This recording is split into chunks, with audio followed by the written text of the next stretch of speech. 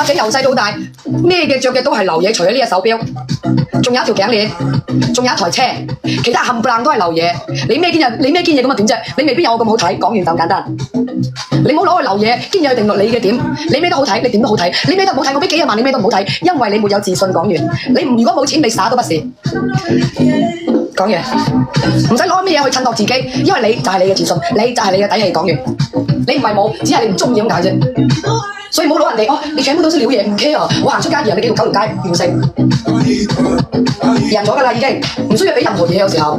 所以有時候唔好話去話人哋，即係人哋中意咩流嘢係人哋嘅事，唔好去話人哋，只係人哋唔中意呢啲嘢咁解嘅啫。好老實講，人哋只係唔中意呢啲，唔係人哋冇錢，唔係人哋冇能力，係人哋每個人追求嘅嘢唔一樣。精神。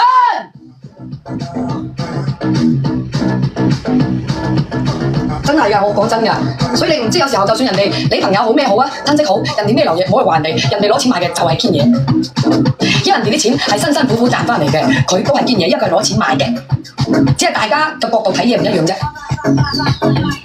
事實㗎，我講嘅事實㗎。係啊，流嘢咪流嘢咪點啫？你攞咩都好睇㗎啦，有啲豬乸戴耳環咋？咩叫豬乸戴耳環？黑色戴喺身度啊，龍鳳鑄太子啊大哥，嗰啲叫豬乸戴耳環啊，認清事實唔該。你以為啊？黑死我哋攞呢啲出街，人哋籌機以為堅嘢啦。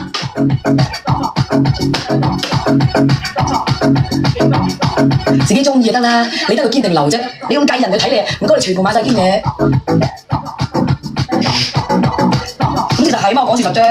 串係我本來就係咁樣，我唔係叫串，我只係講嘢大聲，但唔代表我冇禮貌兄弟。